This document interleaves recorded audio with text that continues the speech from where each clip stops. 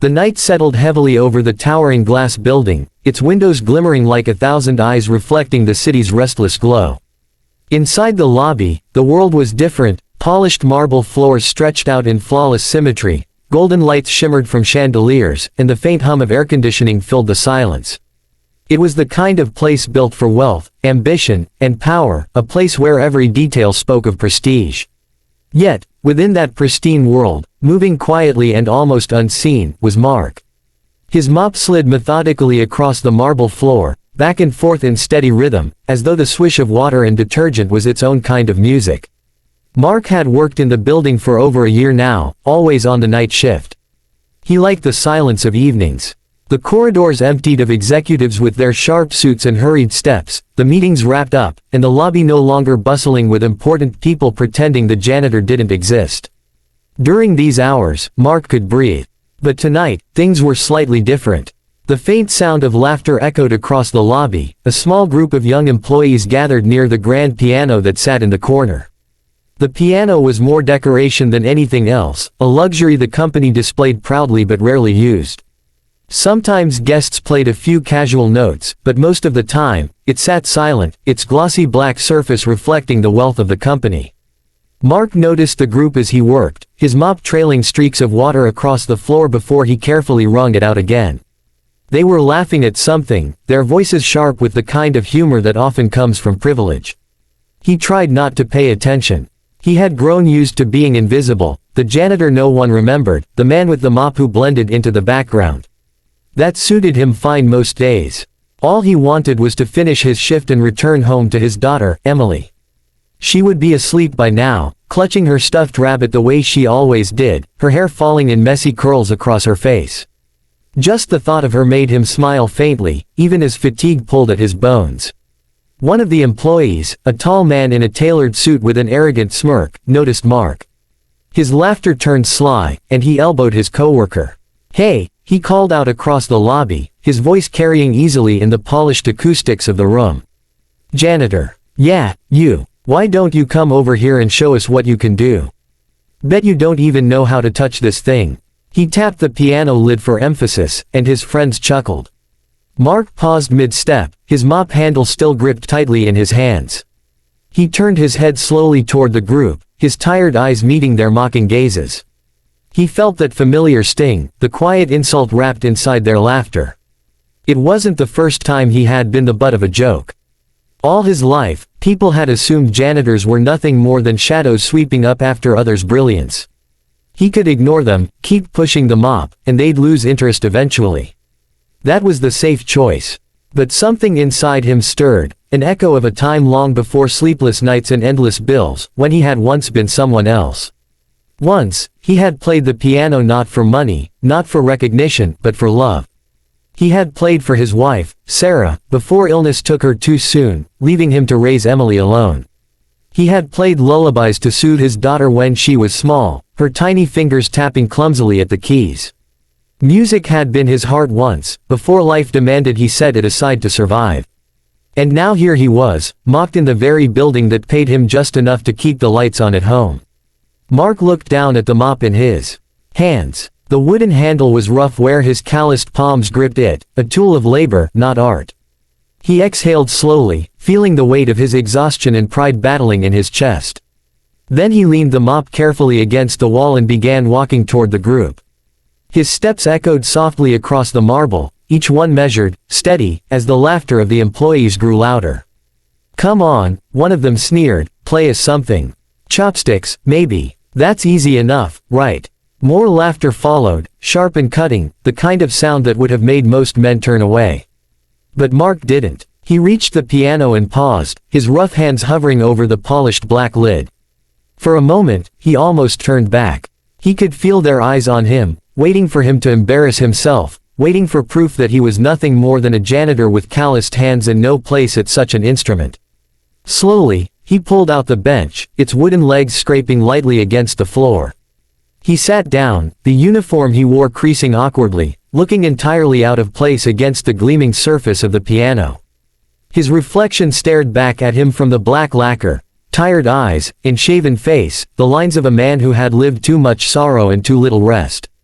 He placed his hands above the keys but didn't press them yet.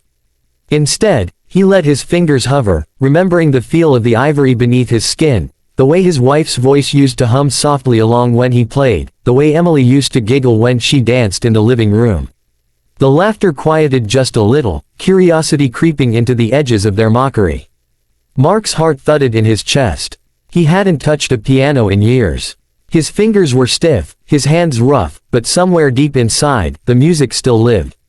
And tonight, for reasons he didn't entirely understand, he was ready to let it out.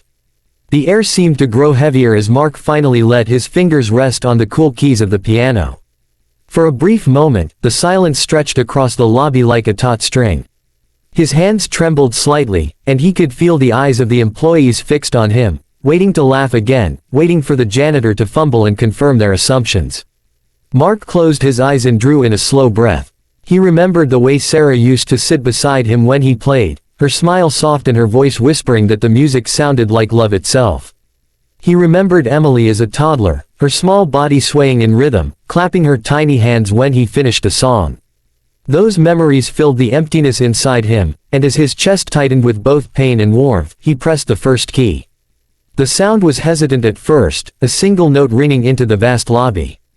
It wavered as though uncertain, but then he followed with another, and another. Soon, a melody began to take shape, soft, delicate, and almost fragile. His fingers moved stiffly at first, like a man relearning how to breathe, but gradually they loosened, falling into patterns that had lived in his muscles all along. The song was one he had played countless times before, a piece Sarah had loved, a piece that had once been the soundtrack of his happiest days. The employees, who had been stifling chuckles, grew quiet. Something in the sound arrested them, made them lean just a little closer. The laughter they had prepared to release died in their throats. Mark wasn't stumbling or playing a silly tune like they had expected, he was coaxing something beautiful out of the instrument. The melody deepened, carrying a weight that could only come from someone who had lived through both joy and heartbreak. Each note seemed to carry a story, the long nights of grief after losing Sarah, the exhaustion of working 2 jobs. Just to keep food on the table, the quiet strength of fatherhood, and the endless love he carried for his daughter. His hands, though rough and scarred from years of physical labor, moved with surprising grace. They hovered, darted, and pressed with precision, making the piano weep and sing all at once. The marble lobby itself seemed to transform. The sound filled the space, bouncing from wall to wall, echoing beneath the chandelier as though the entire building was a part of the music. Security guards at their posts turned their heads. Receptionists lingering near their desks froze mid-task. The employees who had mocked him just minutes ago were now silent, their eyes wide, caught between disbelief and awe. Mark lost himself in the music. He forgot about the mop leaning against the wall, forgot about his aching back and the paycheck that never seemed enough. He forgot about the smirks of the men and women who had dared him to play. All he felt was the swell of emotion rising with each note, the bittersweet flood of memory and longing pouring from his fingertips. His brow furrowed as he pressed harder, the melody swelling, building into something grander. His body leaned into the instrument as though he was giving part of his soul to it. For Mark, it wasn't just music, it was a conversation.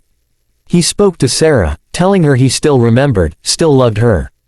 He spoke to Emily, promising her silently through the notes that he would keep going no matter how tired he was. He spoke to the world, declaring that he was more than a janitor, more than a man bent beneath the weight of survival. He was still himself. He was still alive in the music. A few of the employees exchanged glances, their faces shifting from amusement to shame. They hadn't expected this. The man they had mocked was playing better than any of them could dream of. The arrogance in their eyes faltered, replaced by respect they weren't ready to admit. As the piece unfolded, the tempo quickened, and the piano began to cry out, not just softly but with power.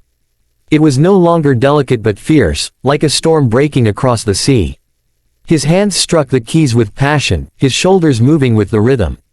The sound surged through the lobby like a wave, washing over everyone who listened. For the first time in years, Mark felt free. Then, as if remembering the fragility of life itself, the music softened again, returning to a gentle melody. The notes dripped like tears, slow and deliberate, echoing in the hushed silence of the room. People held their breath without realizing it, afraid that even the sound of breathing would disturb the fragile beauty unfolding before them. The piano became his confession, his prayer, his release. When Mark opened his eyes briefly, he caught sight of the small crowd that had gathered.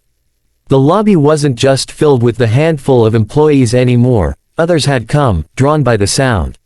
Security guards, late-night workers, even people who had been about to leave paused near the door. They all stood in silence, watching the janitor in his faded uniform play like a man who had been born for the piano. Some eyes glistened, some mouths hung open, but none dared to interrupt. Mark felt tears prick his own eyes, but he blinked them away. His fingers trembled as the final part of the song approached, the part Sarah had always said was her favorite. He played it with every ounce of feeling left in him, letting the notes soar and fall like the rise and crash of waves. It was the sound of love, loss, and resilience woven together. It was a story told without words. Finally, his hands slowed. The melody dwindled, softer and softer, until the last note lingered in the air like a whisper that refused to fade. For a heartbeat, there was nothing but silence. The sound of the city outside, the hum of the air conditioning, even the shuffling of feet seemed to vanish. Everyone simply stood there, caught in the spell of what they had just witnessed. Mark sat frozen, his chest heaving with the intensity of what he had poured out. His hands remained on the keys, but his head was bowed, as if ashamed of what he had revealed. He hadn't played for applause or approval. He had played because he couldn't keep it inside anymore. The lobby was wrapped in a silence so deep it felt sacred. The final note of Mark's song still seemed to linger in the air, vibrating in the hearts of everyone who had been there to witness it. For several long moments, no one moved, no one spoke. Even the group of young employees who had mocked him stood still, their laughter erased, their eyes wide and glassy as though they were seeing him for the very first time. Mark's chest rose and fell with uneven breaths. His fingers remained hovering above the keys, hesitant to pull away, as if afraid that once he did, the magic would vanish. He felt exposed, like he had opened a door into his soul and allowed strangers to peer inside. He lowered his head, unsure whether to feel ashamed or relieved. A sound broke the silence, not laughter, not mockery, but the soft shuffle of feet. Someone had stepped closer. Then another. Mark dared to lift his head slightly and realized the lobby was no longer just filled with the handful of workers. People had gathered from every corner of the building, drawn by the music. A receptionist leaned against her desk, a hand covering her mouth as though holding back tears. A security guard, broad-shouldered and stern, had his arms crossed, but his eyes betrayed him, shining faintly in the golden light. A few late-night employees stood frozen near the glass doors, their coats draped over their arms, entirely forgetting about leaving. The mocking group who had challenged him earlier were no longer smirking. One of the women pressed her hand to her chest, her face pale with surprise, while the tall man who had first called out to him shifted uncomfortably, guilt carving lines into his expression. They had expected a joke, something clumsy and laughable, but instead they had been given something raw and unforgettable. The sound of slow, deliberate footsteps echoed from the far side of the lobby. Mark's eyes followed, and his breath caught when he saw who it was. The CEO himself had entered. Dressed impeccably in a dark suit, his silver hair catching the light, he carried the kind of presence that commanded attention without a single word. People instinctively stepped aside as he approached, clearing a path. He had come down, perhaps curious about the crowd, perhaps irritated that work was being disrupted. But the expression on his face wasn't irritation. It was something else, something softer. The CEO stopped just a few feet from the piano, his eyes locked on Mark. He didn't speak right away. He simply stood there, as though absorbing the weight of what he had just heard. Then, to the shock of everyone present, the faint shimmer of tears appeared in his eyes. They glistened but did not fall, restrained by years of discipline and control. Still, their presence was undeniable. Mark's stomach twisted. He hadn't meant for this to happen. He hadn't meant for anyone important to see him, to hear him bare himself so openly. He wanted to shrink, to disappear, to pick up his mop and pretend none of this had happened.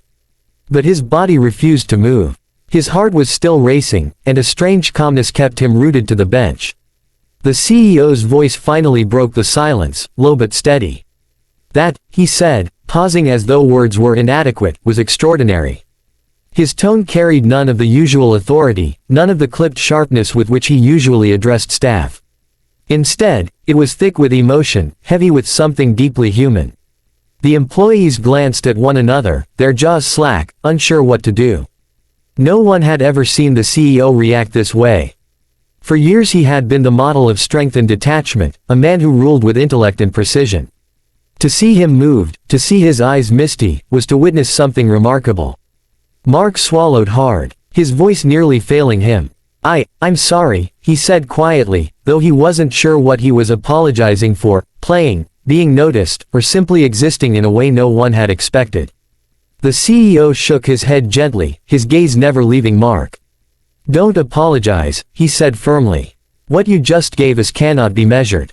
It was a gift. His words, though simple, carried such weight that they seemed to echo across the lobby. The crowd, still stunned, remained silent, as though waiting for permission to react. Then, slowly, one person began to clap. A single pair of hands striking together, tentative at first. Another followed, then another, until the sound grew, swelling into thunderous applause. It rolled through the lobby, bouncing off the marble walls and glass surfaces, rising like a wave of recognition. Mark sat frozen, staring at his calloused hands. He had not expected this, he had only expected mockery. Yet here they were, applauding him not as a janitor, not as a man in a uniform, but as an artist. Tears burned at the back of his eyes, but he forced them down, afraid to let anyone see. The applause continued, echoing like a storm, until it gradually began to fade. People shifted, some whispering to one another, some still too overwhelmed to speak. A few wiped their eyes discreetly, ashamed of being caught emotional in a corporate building where vulnerability was rarely shown. But they could not deny what they had felt. Mark finally pushed the piano bench back and stood slowly. He felt heavy and light all at once, as though a great burden had been lifted but left him drained. He reached for the mop leaning against the wall, instinct telling him to return to his role, to fade back into the background where he belonged. But before he could, the CEO stepped forward, blocking his way. The older man placed a hand gently on Mark's shoulder, a gesture so unexpected that even the crowd gasped softly. "Don't go," he said. "Not yet." His voice cracked slightly, betraying just how moved he truly was. Mark froze, unsure how to respond. His throat felt tight, words caught between gratitude and disbelief. The CEO studied him for a long moment, then glanced briefly at the piano before returning his gaze to Mark. "This company prides itself on talent," he said slowly. "But I think tonight we've all been reminded that talent comes in many forms, and sometimes, it hides where we least expect it." The crowd murmured softly, nodding, their earlier arrogance washed away. The young employees who had mocked him shifted uneasily, shame burning their faces. None dared to speak. Mark's hands trembled as he clutched the mop handle, unsure if this was a dream or reality. He had not asked for any of this. He had not sought recognition. All he had done was play a piece of his heart. And yet, somehow, that heart had reached everyone in the room, including the man at the very top. The room still buzzed with the energy of what had just happened. The echoes of applause hung in the marble lobby like invisible threads connecting everyone who had been there to witness it.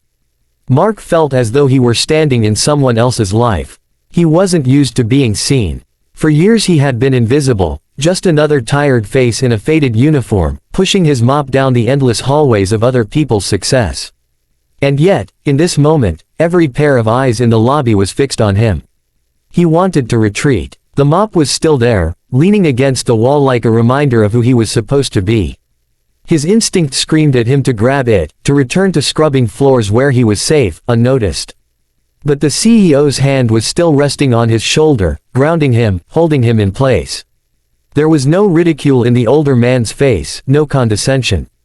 Instead, his eyes shone with a kind of respect Mark hadn't seen in years, not from coworkers, not from strangers, not from anyone. "Where did you learn to play like that?" the CEO asked, his voice quiet but carrying across the room. Mark shifted uncomfortably, glancing at the crowd before lowering his gaze to the piano keys. His throat tightened, and he had to swallow before answering. "My wife," he said softly. She loved music. We couldn't afford much, but we saved up for an old piano years ago. I used to play for her. For our daughter too, when she was little. He paused, his voice catching. After she'd passed away, I stopped. I didn't think I'd ever play again. The words fell heavily in the silence.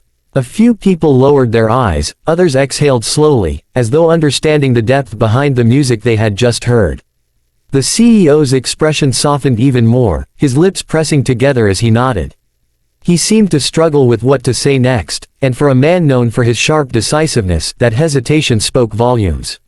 You didn't just play notes tonight, the CEO finally said.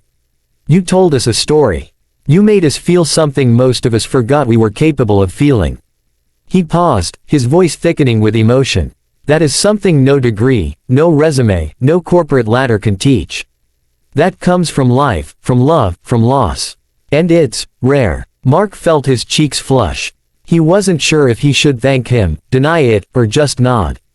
He had never been good at standing in the spotlight. All his life since Sarah's death had been about survival, not recognition. He thought of Emily, asleep at home, dreaming in the small apartment they could barely afford. He thought of the bills on the kitchen table, the half-empty fridge, the constant ache of exhaustion. Music had been a luxury he'd forced himself to abandon. But here he was, dragged back into it by a cruel joke that had turned into something else entirely. The CEO turned slightly to face the others in the lobby. This man is more than the uniform he wears, he said firmly. And we would do well to remember that every person in this building carries a story we cannot see. His words cut through the air like a command, but there was no coldness in them. There was reverence, a demand for respect not just for Mark, but for everyone unseen. The crowd shifted uneasily. The young employees who had mocked Mark earlier avoided his gaze, shame written across their faces. One of them, the tall man who had first challenged him, finally stepped forward, his voice low. I'm sorry, he muttered. We didn't know. Mark studied him for a moment, then gave a small nod. He didn't have the energy for anger. The music had already spoken louder than anything he could have said. The CEO looked back at Mark, his expression thoughtful. Come to my office tomorrow, he said at last. I don't know exactly what we'll do yet, but I know talent when I see it, and I don't intend to let this go unnoticed. His voice softened. You deserve more than this mop and these floors. You deserve a chance. The words struck Mark harder than he expected. A chance. It had been years since anyone had offered him anything other than pity or dismissal. His knees felt weak, and he had to grip the edge of the piano bench to steady himself. I don't know what to say, he whispered. Say yes, the CEO replied simply, his eyes warm but firm. The applause began again, softer this time but sincere, a ripple of approval that filled the space. People smiled through tears, some still shaking their heads in disbelief at what they had witnessed. For once, no one saw Mark as just the janitor. They saw him as a man who had touched their hearts in a way none of them would forget. Mark looked down at his hands, the same hands that scrubbed floors and carried trash bags, now trembling after coaxing beauty out of ivory keys.